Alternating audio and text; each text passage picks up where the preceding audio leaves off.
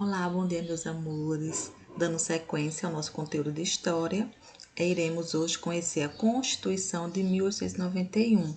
Nós vimos algumas constituições e hoje ele trouxe, tá? Um pouco mais sobre essa Constituição, tá? De 1891. Gente, coloquem a data de hoje, 7/10/2020, tá? Não só registre aqui no livro de vocês, como também na agenda, certo? Não esqueça e coloquem a página 29 do caderno 3 de História, certo?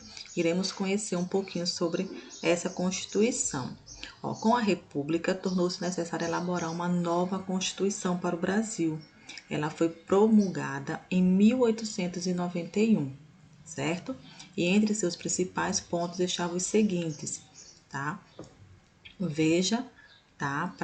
Porque é importante estar grifando aqui esses pontos, certo? O Brasil se tornava uma república federativa liberal com um sistema presidencialista de governo, tá? Estabelecimento de 3 poderes. Quais são esses poderes? O executivo, o legislativo e o judiciário. O poder moderador foi extinto. Veja aqui os pontos que essa Constituição de 1891 traz, tá? Fim do voto censitário, que nós já vimos. No entanto, mulheres, analfabetos, mendigos, soldados e membros de ordens religiosas não eram considerados eleitores e não podiam votar. Foi isso realmente que nós vimos lá no conteúdo anterior, certo? Aqui tem uma imagem da Proclamação da República do Brasil, certo? Obra de Benedito Calixto, feita em 1893. Tá? A cena se passa no Campo de Santana, na antiga Praça da Aclamação, na cidade do Rio de Janeiro. À direita vemos o quartel-general do Exército, tá, gente? Que eu não estava conseguindo visualizar direito por conta do círculozinho que eu fiz aqui ao redor da página, certo? À direita, vemos o quartel-general do Exército, certo?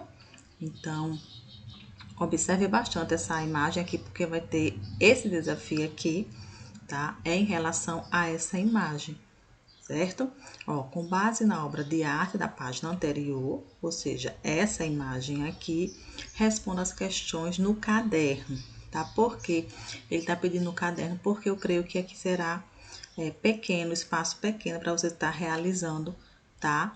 Ou justificando o que se pede, certo?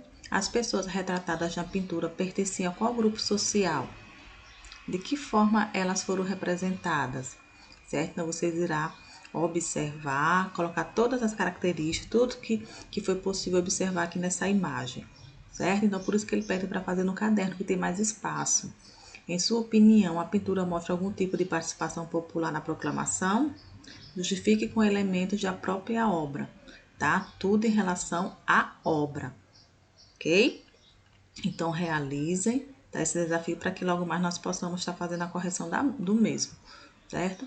Agora vem aqui as eleições frágeis, certo? Em 1894, ocorreram eleições diretas para presidente do Brasil. O vencedor foi Prudente de Moraes, o primeiro presidente civil do Brasil, que governou até 1898. Mas como ocorriam as eleições naquele período? Será que eram como hoje? O que você acha? No começo da República no Brasil, o voto não era secreto, como é hoje, né? Porque o voto é secreto, como ocorre atualmente. A votação era aberta, né? E continuou assim até a década de 1930. Já imaginou a gente ter que votar abertamente? Seria um pouco estranho, né, gente? Mas antigamente era assim que ocorria, tá? A votação. Isso acabou criando uma situação complicada durante todo esse tempo no Brasil. Aqueles que podiam votar eram geralmente forçados por ricos fazendeiros proprietários rurais, chamados na época de coronéis, tá? A escolher determinados candidatos. Como a votação era aberta, não havia como esconder o voto. E o eleitor acabava votando no candidato indicado pelo coronel, o que? Sendo coagido, né? Essa manipulação eleitoral recebeu o nome de voto de cabresto, tá? Bem conhecido aí, tá? Esse voto de cabresto. A pessoa vota, tá, gente? Perdão, a pessoa vota forçado. Ou seja, a pessoa é coagida a votar naquele determinado candidato, certo? Veja o que vem a ser o cabresto. Estrutura colocada geralmente na cabeça de cavalos ou bois e que serve para controlar e dirigir esses animais, ou seja, controle, né? Os coronéis tinham absoluto controle, tá, em relação às pessoas naquela época, certo? As próximas eleições de cabresto.